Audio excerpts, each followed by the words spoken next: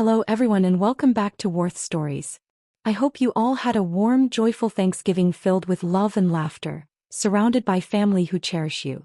Ours was a mix of tender moments and absolute chaos, overshadowed by my mother's descent into madness and a heart-wrenching rift with my oldest brother.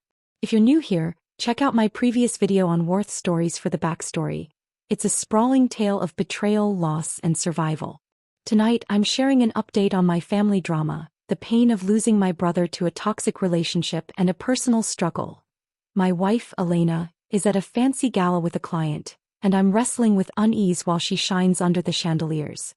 I'm 44, Elena's 44, and I'm also reflecting on a story from when I was 26, watching my family fracture. Plus, I've got a chilling fictional tale, inspired by my own guilt and fear, about a man haunted by his wife's ghost. This is raw, unfiltered, and real, so let's dive in.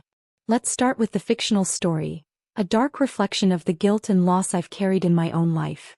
Picture Donovan, a man shattered by grief, sitting at his dining room table, the air thick with the scent of stale coffee. His hands tremble, clutching a newspaper that shields him from the figure across from him. "Why won't you look at me anymore?" His wife's voice pouts, sweat beading on Donovan's forehead as he stares at the blurred print. Her leg brushes his shin under the table, water dripping onto the hardwood, her chipped, dirty nails clicking like a metronome of dread. "It's like you don't love me anymore, darling. Did I do something wrong?" she pleads, her tone a haunting blend of sweetness and despair. Donovan's heart pounds like a machine gun, his coffee cup shaking in his grip. He loves his wife, his real wife, an angel who lit up his world with her laughter, her warmth a beacon in his darkness. But the thing across from him isn't her. His wife died tragically, plummeting from a bridge in her wedding gown after a drunken argument where Donovan, in a haze of whiskey and anger, said things he didn't mean, words he'd give his soul to take back. "I'm sorry," he whispers, tears stinging his eyes, his voice lost in the room's oppressive silence. The imposter's cold, gray hand caresses the newspaper, leaving dark, wet streaks, the paper growing soggy until it slumps, revealing her decaying face, maggots writhing in her cheeks, black wounds etching her neck, hollow eye sockets staring into his soul. Her dislocated jaw moves fluently, each word reeking of rotting meat. "Aren't I pretty, Donovan? Don't you love me?" Her pouts turn to sobs, then to distorted wails, ear-splitting screams only he can hear, her once white wedding dress coated in mucus and mud, a mockery of their vows. Donovan's trapped, imprisoned with this sacrilegious thing, begging forgiveness for the wife he lost, his guilt a chain around his heart. This story haunts me because it mirrors my own guilt, over my family, my choices, the people I've lost or pushed away. It's a dark echo of the pain I feel in my real life, starting with my brother, the oldest of us three, me 26 at the time, 34 and R 36. For all of 2024, I've watched my parents lose R to his girlfriend, M. A woman who's torn our family apart like a fire consuming a dry forest. It began 3 years ago during the pandemic's heavy grip. R divorced his wife of 8 years, a woman who blamed our parents for her troubles, filling his head with lies that drove a wedge between us.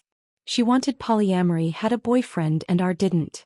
After the divorce, R came to our parents' house, his head bowed, voice cracking as he apologized for a decade of distance. The kitchen smelled of Mom's coffee, warm and familiar, and we saw his old laugh, his quick wit, like the brother we'd missed for years. He FaceTimed Mom again like when we were kids trading baseball cards, and we hoped he was back for good. Weeks later he met M. She seemed charming at Easter 2021, her laughter filling the dining room as she passed the mashed potatoes, her smile bright under the chandelier. But something felt off, like a melody played slightly out of tune. Mom brushed it off, her eyes soft with hope. "She's better than his ex. Everyone has quirks." We learned M had a strained relationship with her family, her parents distant, her brother a ghost she never mentioned, which might explain her awkwardness at ours, her smile a little too forced, like a mask slipping. I tried to shake the feeling, but M's behavior grew stranger. At a family barbecue, the backyard buzzing with cousins and the smoky scent of grilled burgers, she teased us about being single, pushing him to try Tinder since she and R met on Facebook dating. A calm, reserved guy who cherishes his quiet life, told her to knock it off in front of everyone, his face flushed, his hands clenched. His snap shocked me like a still lake rippling with sudden waves. a rare glimpse of his frustration. Then came the move. R, thriving in his career, landed a new job and a sleek apartment, moving in with M. My parents and S volunteered to help, loading boxes under a scorching sun, sweat soaking their shirts. But Dad broke his shoulder the weekend before, unable to drive the moving van they'd rented. M was furious, her eyes blazing as she snapped at him, her words cutting like shards of glass. To this day she hasn't forgiven him, wielding that grudge like a blade she sharpens with every retelling. On moving day, arguments erupted in the cluttered apartment, M accusing S and Mom of meddling, her voice venomous, echoing off the bare walls. S is so chill I couldn't imagine him starting it. Mom said M's anger felt personal, like a vendetta. After that we didn't see or hear from M for months. The silence heavy like a phone that never rings, a connection severed without warning. Things quieted until December 2022, when R and M announced their pregnancy. My parents were overjoyed, already dreaming of their first grandchild, piling a stroller and tiny onesies in R's living room. But I was skeptical, that uneasy feeling gnawing at my gut like a persistent ache, a warning I couldn't articulate. M's pregnancy was tough, and Mom sensed she wasn't excited about motherhood, possibly due to her estranged family, a wound she never shared. My parents offered help, their love overflowing in gifts and offers to babysit.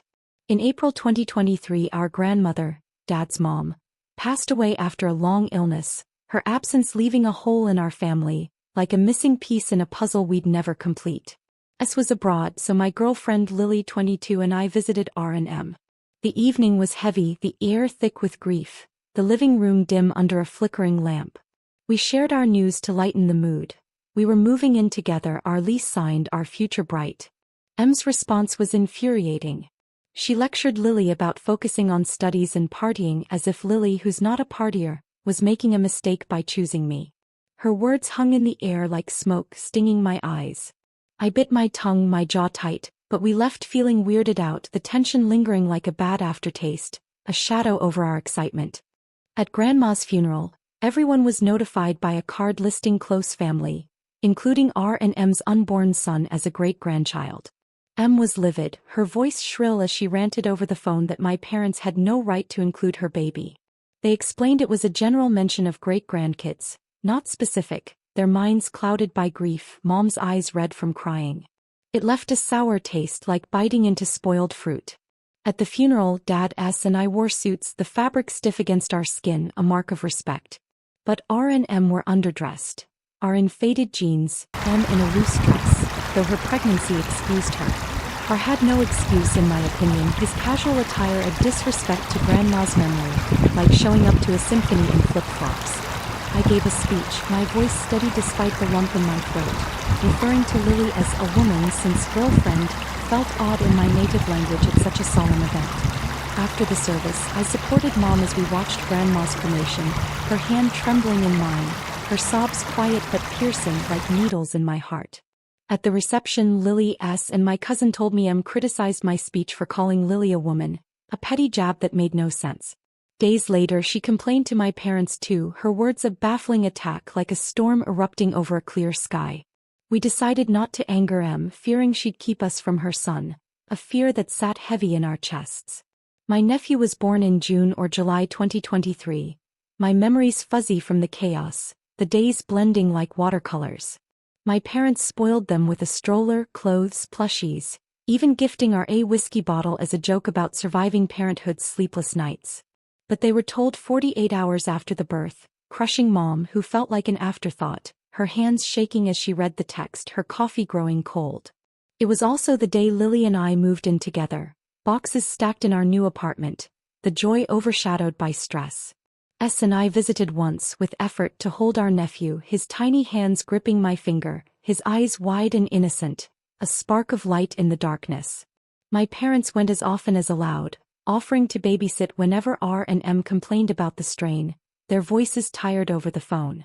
But in December 2023, M told them she despised them, her words cutting like a knife through years of love, leaving Mom staring at her phone, hoping for a reply that never came. After some distance and email contact with R, he accused them of trying to buy their happiness. Words that didn't sound like him, as if M had typed them herself, her influence a shadow over his thoughts. They went no contact at R&M's request. The silence a wound that refused to heal. I spoke to R once, his voice distant over the phone like he was speaking from another world. He denied M's comments about our move and my speech, saying, "That's not like her," his tone unconvincing. He claimed he didn't wear a suit to the funeral because, "We're not a suit family," as if our family's traditions were a joke. I met him mid-2024, sitting in a coffee shop with the hum of strangers around us, but only if we avoided the conflict, the air between us thick with unspoken words. He said S and I weren't part of it, but S hadn't heard from him either, the silence a wall we couldn't climb. In December 2024, Dad, tired of waiting, emailed R begging to reconnect, his words raw with love and pain, each sentence a plea from a father's heart. R refused, saying they didn't respect his family, his tone cold and unfamiliar, like a stranger wearing my brother's face. Dad, done with sadness, told R to collect his stuff and return his key. S and I were there, holding Mom as she sobbed in the living room, watching R and a friend take his things. Old photos, books, a childhood baseball glove that once held our summer memories. Dad asked if R had anything to say. "No," R said, his voice flat, his eyes avoiding ours. Dad slammed the door, the sound echoing in my chest like a final goodbye, a door closing on the brother I once knew. I'm angry at M's arrogance, her narcissism poisoning our family like a slow-acting venom. I'm furious at R for not standing up for us, for letting her pull him away from the people who raised him. I'm at a loss. Do I accept I've lost a brother? Should I try to mend things? I don't know, but the weight of it sits heavy like a stone I can't lift, a burden I carry in every quiet moment. Now fast forward to me at 44, married to Elena, also 44, living a life marked by love and chaos. My mom's madness continues, a shadow that never lifts, a storm that follows us. A few nights ago at 4 a.m. Elena woke me, her voice tense in the dark, the room lit only by the glow of her phone. "Your sister Claire is on the porch," she said, peering through the blinds, her breath catching. "Should we call the cops?" I didn't like Claire, who'd sided with Mom and called my autistic daughter and me retarded. A word that cuts deep, especially since Elena suspects I might be on the spectrum, a possibility that's reshaped how I see myself. I stepped outside, the chilly air biting my skin, my breath visible in the cold, and told Claire to leave, my voice firm but shaky. She stood there, sobbing, clutching her newborn, Noah, bundled in a thin blanket, her voice breaking like glass. "Mom's house is hell. I can't go back. Please." Despite her past, something shifted in me. The big brother instinct I thought I'd buried years ago, clawing its way back like a ghost from my childhood. Claire looked like a ghost in our living room's light, pale, matted hair, dark circles like bruises under her eyes, her hands trembling as she held Noah. We sat on the couch, the heater humming softly, and talked for hours, raw and emotional, the kind of conversation that strips you bare. She apologized, tears streaming down her face, begging not to return to Mom's abuse. Hitting, screaming, even in Noah's nursery where his crib sat surrounded by stuffed animals, their bright colors mocking the chaos. Mom was popping pills, spiraling into addiction, her voice taunting as she tried to drag Claire into it, waving bottles like a twisted offering. Claire confirmed Mom called CPS on us, falsely claiming I abused my daughter and Elena, accusations ranging from physical to sexual, each word a dagger in my heart. I'd suspected Mom, but Claire's words were proof, sharp and undeniable, like a confession in a courtroom. Mom even planned to file for grandparents' rights, a desperate bid for control, but thankfully that's not a thing in our state. Claire revealed Mom pressured her at 14 to poke holes in condoms to get pregnant, promising to help raise the baby, a promise as empty as the bottles she left scattered. After Noah's birth, Mom abandoned her, only using him for social media clout, dressing him in grandma's baby shirts for her followers to fawn over, a performance of love that was never real. Noah's father left after Claire confessed to baby trapping him, unable to handle the betrayal, his absence of void in her life. Mom fired the housemaids and nannies in a mental breakdown, leaving Claire to fend for herself, a single mother drowning in exhaustion. Claire's dad had disowned her years ago for siding with Mom, her betrayals a wound he couldn't forgive. I contacted him, my voice steady as I mentioned Noah, his grandson, a fact that shocked him. He didn't even know Claire was pregnant. With a heavy sigh, he agreed to help, his voice thick with reluctant hope. Claire slept for 2 days in our guest room, her body collapsing from exhaustion. Noah's soft coos the only sound breaking the silence. Mom reported her missing, spiraling into a frenzy, her calls to the police frantic and unhinged. I called Granddad to reassure him Claire was safe and warned him to protect my little brothers, fearing Mom's next move, her shadow looming like a predator in the dark. Claire's dad arrived and their reunion was fragile but hopeful, their voices soft in the quiet of our living room, tears mingling with tentative smiles. Claire had hurt him deeply, siding with Mom during her affairs, joining girls' trips that were covers for infidelity, even wishing her stepdad was her real father. But Noah's existence softened his heart, a bridge to healing. Mom and her cult-like followers, her toxic siblings and shady friends, knew our location the entire time, a betrayal that chills me to the bone. They were caught on camera setting my in-laws' house on fire, intending to kill us all, the flames a manifestation of Mom's rage. We survived because we were at Elena's mom's, laughing over board games and popcorn, oblivious to the inferno. There's a warrant out for Mom and her accomplices, but they've vanished, like ghosts slipping into the night. Her house is untouched, her belongings still there, but her social media and siblings are gone, erased from the digital world. We don't know who leaked our location or photos of our kids to Mom, a violation that feels like a knife in the back. We've been feeding fake information as you suggested on Warth stories, but haven't caught the traitor yet, the uncertainty a constant weight on my chest. I'm terrified, my heart racing at every creak in the house, my sleep fractured by nightmares. Mom stealing my kids, killing Elena, leaving me destitute, her shadow a specter in my mind. My in-laws blame me for the fire, saying I dragged them into my mess, their words echoing my own guilt. They're not wrong. The pressure pushed me to a dark place and I self-harmed, feeling like the 13-year-old me trapped in Mom's chaos, my wrists bandaged, my heart heavy. Some told Elena to divorce me, calling me a liability, a burden too heavy to carry. Her mom shut them down after I landed in the hospital, her voice fierce as she defended me at a family dinner. But the damage was done, the cracks in our extended family deepening.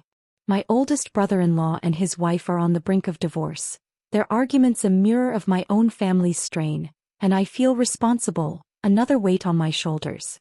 Elena has been my rock, handling everything while I'm barely functioning, her strength a light in my darkness. She's 44 like me and works on an art advisory committee, her world one of galas, events and client meetings. She meets clients for coffee, lunch or dinner and I don't always know the details. That's normal and I trust her judgment completely. She's transparent, professional, always sharing her friendships, her honesty a cornerstone of our marriage. But tonight she's at a gala with S, a wealthy client she met a year ago. They're friends and I met him once, he's a good guy, genuine and kind, his handshake firm, his smile warm. He invited her as his date, and she says it's fine, just business, a chance to network. I asked if it was a real date, my voice tighter than I meant, my heart thudding. She laughed, her eyes sparkling like the chandelier she'd be under tonight. Date doesn't mean romantic, she said, her voice light, explaining it's about meeting new people, expanding her career.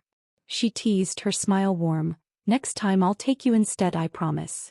She's been getting ready all day, picking her dress, a flowing silk gown, styling her hair in soft waves, perfecting her makeup, looking like a vision, her elegance effortless, her beauty a reminder of why I fell in love with her. She's sharing her live location, texting during breaks, and won't go to private places or his hotel after. She'll be back around midnight, maybe later, as these events sometimes stretch into the early morning, the music and laughter lingering. But I'm uneasy, a feeling I've never had before when she's met clients for coffee or dinner. At 44, I'm not insecure. Elena would kill me if I went on a date with another woman, even platonically. I could pick a friend, even another woman to go out with, but I don't, out of respect for our marriage and love for her, a choice I make every day. It's about sacrifices and I chose not to stop her because I respect her career, her ambition a fire I admire. But picturing her on S's arm, shining under chandeliers in a glittering ballroom, twists my gut like a knot I can't untie, a jealousy that feels raw and uninvited, like an intruder in my mind. Tonight I'm coping hard, sitting in our quiet house, the only sound my daughter's soft snores from her bedroom, her stuffed animals lined up like silent guardians. I might watch Home Alone to honor my dad who passed away recently, his absence a wound that won't heal. Christmas without him will be brutal. We'd watch that movie, smoke a joint before our daughter was born, and stare at the tree lights, laughing at Uncle Buck's pizza order. My birthday on January 2nd looms, and I dread it without his lopsided cake, its frosting uneven, his off-key singing a melody I'll never hear again. The next morning I woke to the smell of fresh coffee and Noah's soft coos from the guest room, a gentle reminder of life persisting. Elena was in the kitchen with Emily, our friend's daughter from high school, making pancakes while Emily braided our daughter's hair, their giggles a fleeting moment of normalcy, like sunlight breaking through clouds. But the weight of Mom's disappearance lingered like a storm on the horizon, heavy and oppressive. I checked my phone.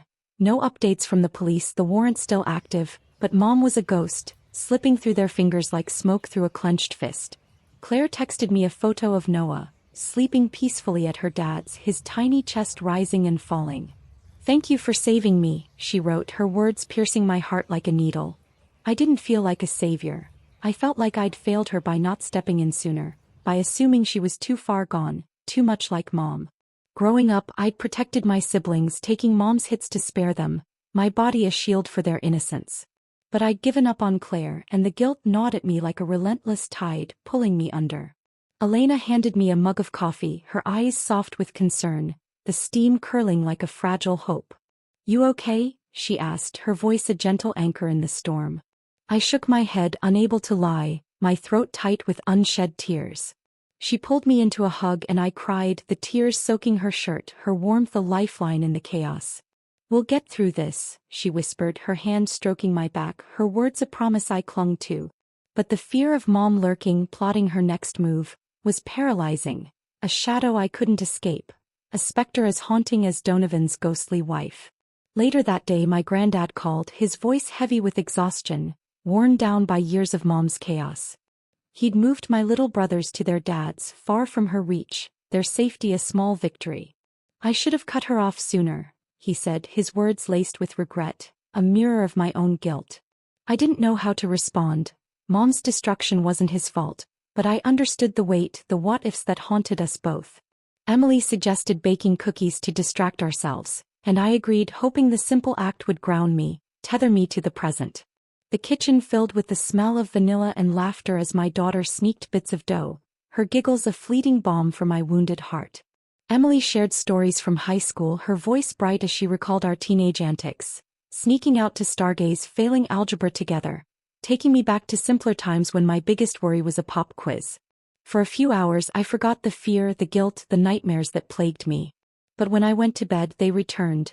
Mom's face twisted with rage, her hands reaching for my children, her shadow a specter in the dark, as vivid as Donovan's decaying wife, her wails echoing in my dreams. The police called with an update.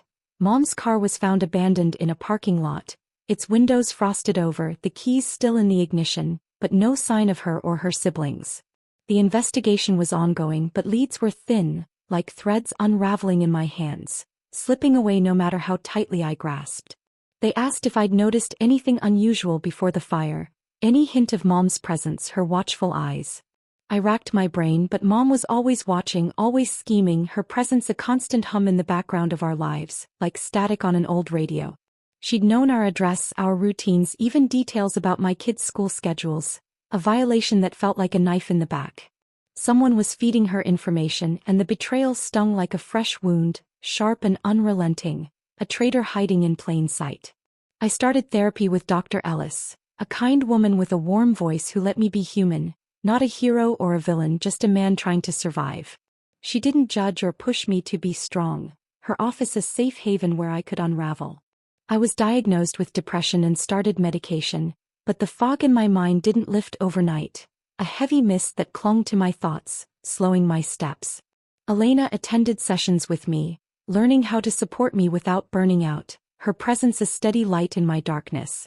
She was patient, even when I snapped or retreated into silence, my mind tangled in fear and guilt, haunted by images of Mom and the ghostly wife from my story.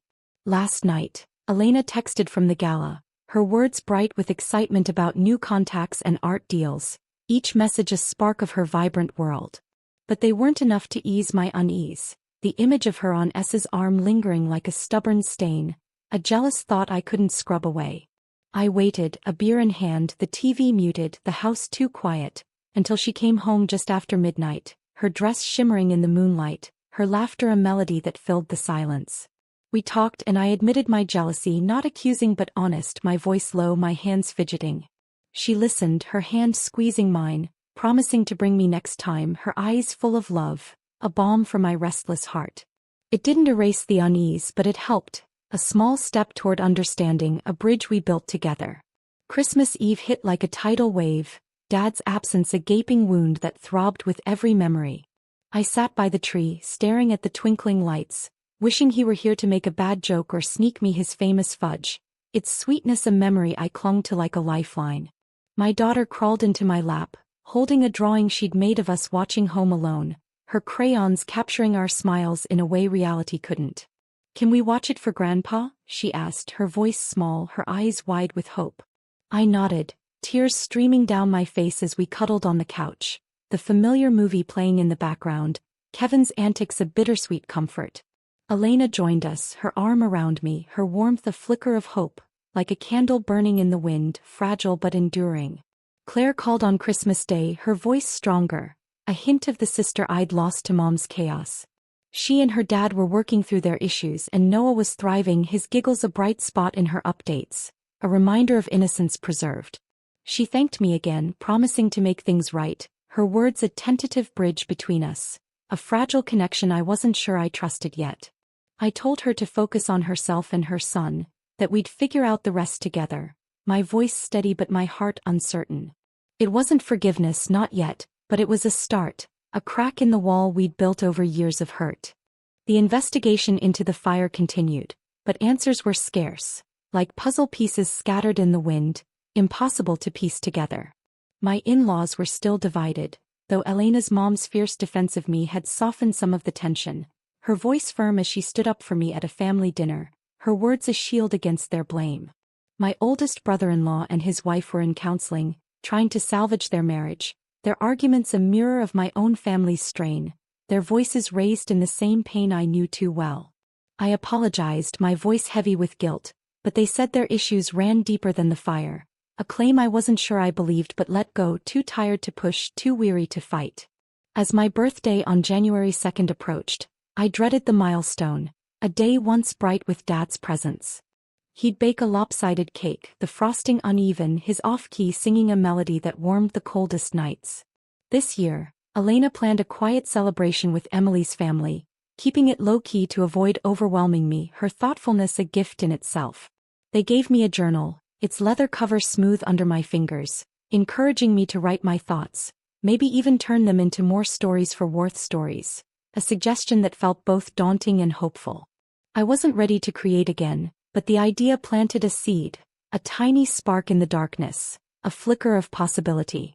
Tonight, as Elena shines at the gala, I'm choosing trust over jealousy, though it's a battle I fight with every breath. I'll text her, maybe crack open another beer and wait for her to come home, her laughter filling our house like music, a reminder of why we've built this life together. I'm still scared, still grieving, still fighting the darkness in my mind, haunted by Mom's shadow and the ghostly wife from my story, their faces blending in my nightmares. But I'm not alone anymore. Elena, my daughter, Emily, even Claire, they're my anchors holding me steady in the storm, their love a lifeline I cling to. Mom may be out there plotting her next move, but I'm learning to lean on others, to let myself heal, to face the guilt and fear like Donovan facing his ghostly wife. It's slow, painful and messy, like stitching a wound that keeps tearing open, but it's progress, a step toward light. As for I'm torn, my heart aching for the brother I lost, his laugh a memory that haunts me like Donovan's wife. I miss our late-night talks, our shared summers. M's influence and his choices have built a wall I can't climb, but I might write him, leaving the door open with words of love and hurt, a final attempt to reach him. For now, I'm focusing on my peace, my family, my life with Elena and our daughter, choosing love over loss, trust over fear even when it's hard. Thank you for listening to my story on Warth Stories. If you enjoyed this video, please like, share and comment for my support. And don't forget to press the bell icon for more updates. Thank you.